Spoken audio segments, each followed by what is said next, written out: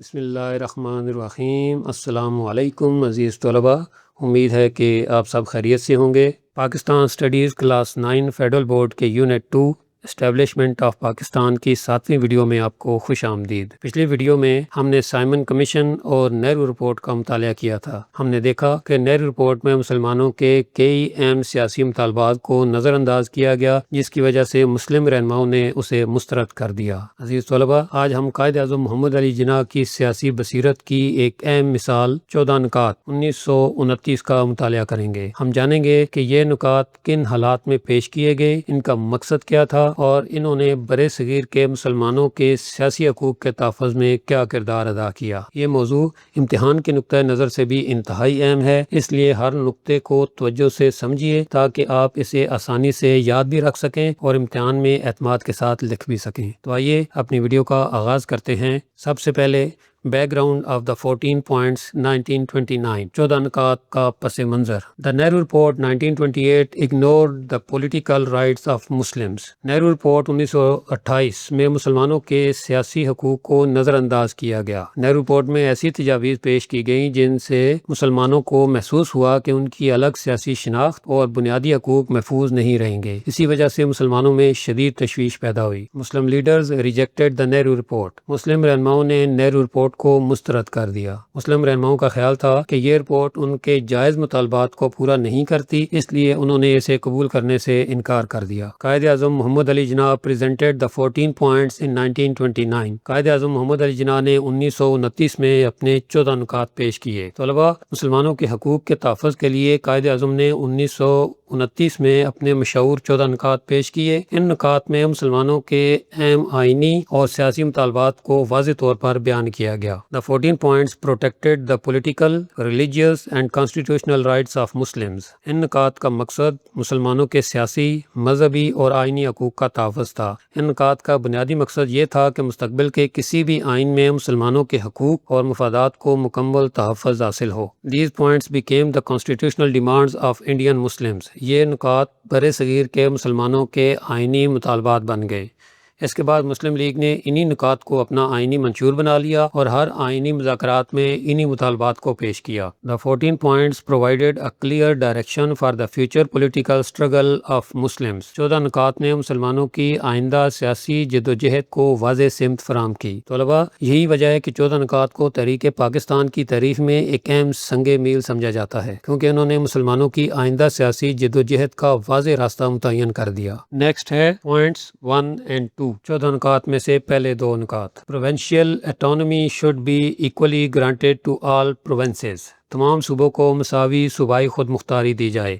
قائد اعظم کا پہلا نقطہ یہ تھا کہ تمام صوبوں کو یکساں اختیارات دیے جائیں تاکہ کوئی صوبہ خود کو دوسرے سے کمزور یا محروم محسوس نہ کرے۔ اس سے ہر صوبہ اپنے مقامی معاملات بہتر طریقے سے چلا سکتا تھا۔ A federal system should be introduced and residuary powers should be vested in the provinces۔ وفاقی نظام قائم کیا جائے اور باقی ماندہ اختیارات صوبوں کے پاس ہوں۔ وفاقی نظام سے مراد ایسا نظام ہے جس میں اختیارات مرکز اور صوبوں کے درمیان تقسیم ہوتے ہیں۔ قائد اعظم چاہتے تھے کہ جو اختیارات آئین میں مرکز کو نہ دیے جائیں وہ صوبوں کے پاس رہیں تاکہ صوبائی خود مختاری مضبوط ہو اور کسی ایک حکومت کے پاس تمام اختیارات جمع نہ ہوں۔ نیکسٹ ہے پوائنٹس 3، 4 and 5۔ تیسرا، چوتھا اور پانچواں point. Minorities should receive effective representation without reducing the majority into a minority۔ اقلیتوں کو مؤثر نمائندگی دی جائے لیکن اکثریت کو اقلیت میں تبدیل نہ کیا جائے۔ قائد اعظم چاہتے تھے کہ ہر مذہبی اور سماجی گروہ کو مناسب نمائندگی ملے، لیکن ایسا نہ ہو کہ کسی صوبے کی اکثریتی آبادی کو نمائندگی کم کر کے اقلیت بنا دیا جائے۔ اس طرح انصاف اور توازن برقرار رہتا۔ نیکسٹ پوائنٹ ہے separate electorates should continue for Muslims۔ مسلمانوں کے لیے separate electorates برقرار رکھے جائیں۔ یہ مسلمانوں کا سب سے اہم مطالبہ تھا۔ separate electorates کے تحت مسلمان اپنے نمائندے خود منتخب کرتے تھے۔ قائد اعظم کا موقف تھا کہ اس نظام کے ذریعے ہی مسلمانوں کی سیاسی شناخت اور حقوق کا مؤثر تحفظ ممکن ہے۔ Sindh should be separated from Bombay Presidency۔ Sindh کو بمبئی پریزیڈنسی سے الگ کیا جائے۔ طلباء، اس نقطے کا مقصد سندھ کو ایک الگ صوبے کی حیثیت دینا تھا تاکہ وہاں کی عوام اپنے معاملات خود بہتر انداز میں چلا سکیں۔ بعد میں یہ مطالبہ تسلیم بھی کر لیا گیا۔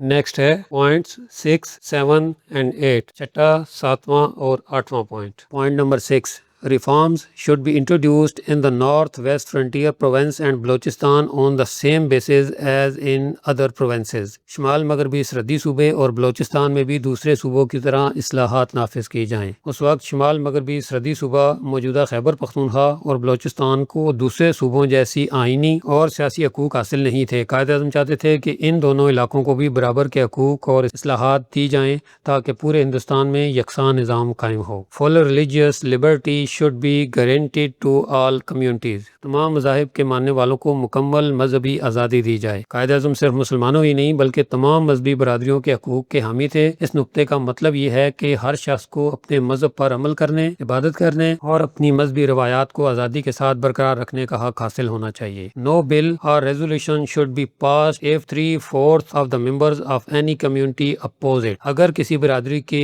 3/4 ارکان کسی بل یا قرارداد کی مخالفت کریں تو وہ منظور نہ کی جائے۔ یہ ایک بہت اہم آئینی نقطہ تھا۔ قائد اعظم چاہتے تھے کہ اگر کسی قانون سے کسی خاص برادری کے حقوق متاثر ہوں اور اس برادری کے 3/4 نمائندے اس کی مخالفت کریں تو وہ قانون منظور نہ کیا جائے۔ اس کا مقصد اقلیتوں کے حقوق کا تحفظ کرنا تھا۔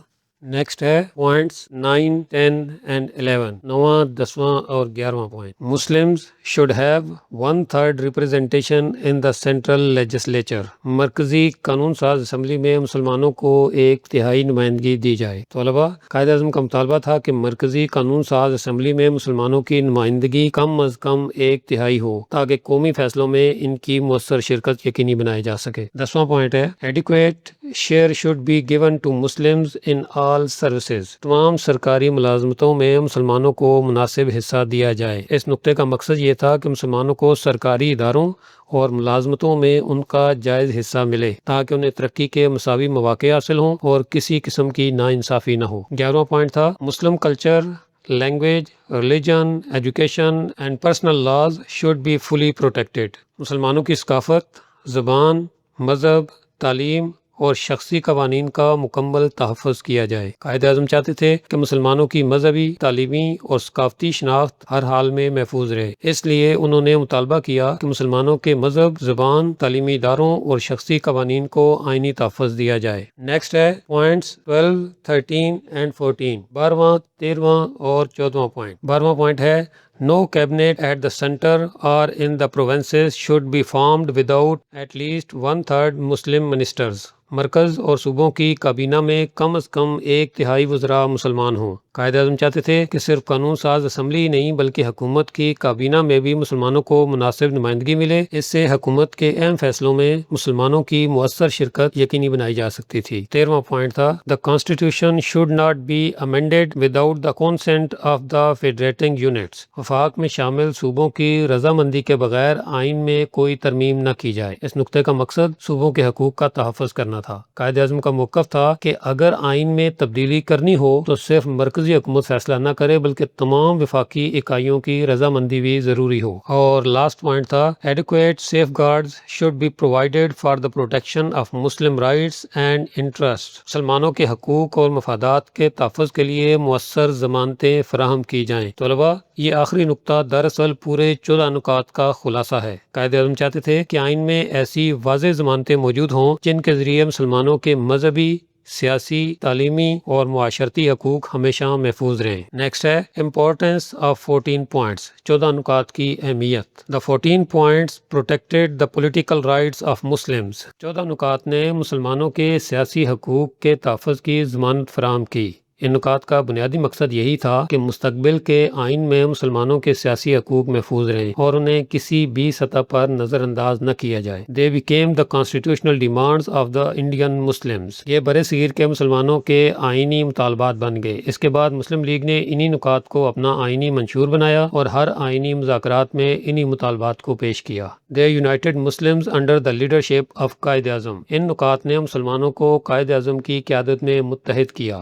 14 نکات نے برِ صغیر کے مسلمانوں کو ایک واضح مقصد دیا جس کی وجہ سے مسلم لیگ مزید مضبوط ہوئی اور مسلمانوں میں اتحاد پیدا ہوا۔ They highlighted the differences between Congress and Muslim League۔ ان سے کانگریس اور مسلم لیگ کے درمیان اختلافات واضح ہو گئے۔ ان نکات سے یہ بات بالکل واضح ہو گئی کہ کانگریس اور مسلم لیگ کے آئینی نظریات اور سیاسی مطالبات ایک دوسرے سے مختلف تھے۔ They laid the foundation for the future constitutional struggle۔ ان نکات نے مسلمانوں کی آئندہ آئینی جد و جہد کی بنیاد رکھی۔ یہ نکات بعد کے تمام آئینی مذاکرات میں مسلمانوں کے موقف کی بنیاد بنے اور مستقبل کی سیاسی جد و جہد کا رخ متعین کیا۔ These points played an important role in the Pakistan movement۔ تحریک پاکستان میں ان نکات نے اہم کردار ادا کیا، اسی لیے 14 نکات کو تحریک پاکستان کی تاریخ کا ایک اہم سنگ میل سمجھا جاتا ہے کیونکہ انہوں نے مسلمانوں کے جداگانہ سیاسی موقف کو مضبوط بنیاد فراہم کی۔ ابھی ہم اس پورے ٹاپک کا کوئک ریویو کر لیتے ہیں۔ Quaid Azam presented the 14 points in 1929۔ Quaid Azam نے 1929 میں 14 نکات پیش کیے۔ یہ نکات مسلمانوں کے سیاسی اور آئینی حقوق کے تحفظ کے لیے پیش کیے گئے تھے۔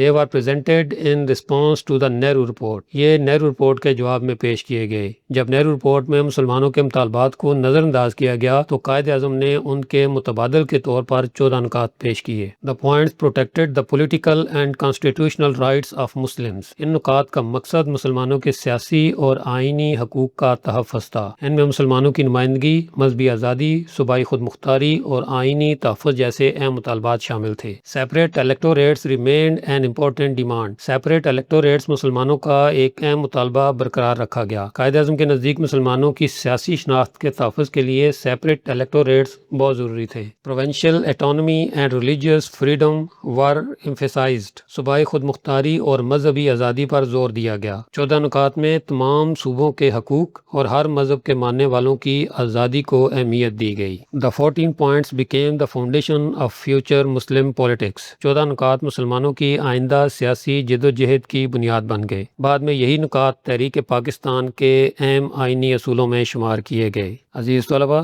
ابھی لاسٹ میں ہم اس ٹاپک سے متعلق کچھ امپورٹنٹ کوسچنز دیکھ لیتے ہیں۔ پہلا کوسچن ہے why did Quaid Azam present the 14 points? Quaid Azam نے 14 نکات کیوں پیش کیے؟ طلباء، اس سوال کے جواب میں سب سے پہلے نہرو رپورٹ کا مختصر پس منظر لکھیے کہ نہرو رپورٹ میں چونکہ مسلمانوں کے اہم سیاسی مطالبات کو نظر انداز کیا گیا تھا، اس لیے قائد اعظم محمد علی جناح نے 1929 میں مسلمانوں کے حقوق کے تحفظ کے لیے 14 نکات پیش کیے۔ What was the back ground of the 14 points? 14 نکات کا پس منظر بیان کریں۔ اس سوال میں نہرو رپورٹ، مسلمانوں کے تحفظات اور اس کے بعد قائد اعظم کی طرف سے 14 نکات پیش کیے جانے کا تسلسل ضرور بیان کریں۔ اگر آخر میں یہ بھی لکھ دیں کہ یہ مسلمانوں کے آئینی مطالبات بن گئے تھے تو جواب مزید مضبوط ہو جائے گا۔ نیکسٹ کوسچن ہے state any 5 14 points of Quaid Azam. Quaid Azam کے کوئی 5 نکات 14 نکات میں سے لکھیں۔ اس سوال میں صرف 5 نکات ترتیب سے لکھنا کافی ہے۔ کوشش کریں کہ نکات اپنے الفاظ میں نہ بدلیں بلکہ کتاب کے مطابق مختصر اور واضح انداز میں تحریر کریں۔ نیکسٹ کوسچن ہے explain the importance of the 14 points۔ 14 نکات کی اہمیت بیان کریں۔ اس سوال کے جواب میں یہ ضرور لکھیے کہ 14 نکات مسلمانوں کے سیاسی اور آئینی حقوق کے تحفظ کے لیے پیش کیے گئے۔ انہوں نے مسلمانوں کو ایک پلیٹ فارم پر متحد کیا اور بعد میں تحریک پاکستان کی آئینی جد و جہد کی بنیاد بنے۔ اور لاسٹ کوسچن ہے how did the 14 points protect Muslim rights؟ 14 نکات نے مسلمانوں کے حقوق کا تحفظ کیسے کیا؟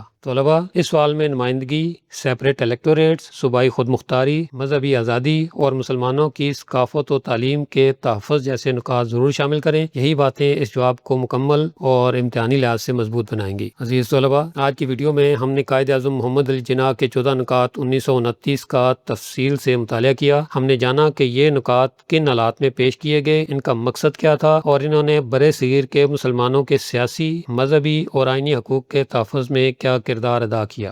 ہم نے یہ بھی دیکھا کہ 14 نکات صرف اس وقت کے مطالبات نہیں تھے بلکہ بعد میں یہی مسلمانوں کی آئینی جد و جہد اور تحریک پاکستان کی مضبوط بنیاد بن گئے۔ امید ہے کہ اب آپ 14 نکات کا پس منظر، تمام اہم نکات اور ان کی اہمیت کو اچھی طرح سمجھ چکے ہوں گے اور امتحان میں اس موضوع سے متعلق سوالات اعتماد کے ساتھ حل کر سکیں گے۔ اس ویڈیو کے فری PDF نوٹس آپ کو ویڈیو کی ڈسکرپشن میں موجود لنک سے مل جائیں گے۔ انہیں ضرور ڈاؤن لوڈ کیجیے اور اپنی تیاری کو مزید مؤثر بنائیے۔ اگر یہ ویڈیو آپ آپ کے لیے مفید رہی ہو تو اسے اپنے دوستوں کے ساتھ ضرور شیئر کریں، ویڈیو کو لائک کریں، اور اگر ابھی تک خانپور کوچنگ کو سبسکرائب نہیں کیا تو ضرور کر لیجئے تاکہ پاکستان اسٹڈیز کی آنے والی تمام ویڈیوز آپ تک پر وقت پہنچ سکیں۔ اللہ حافظ۔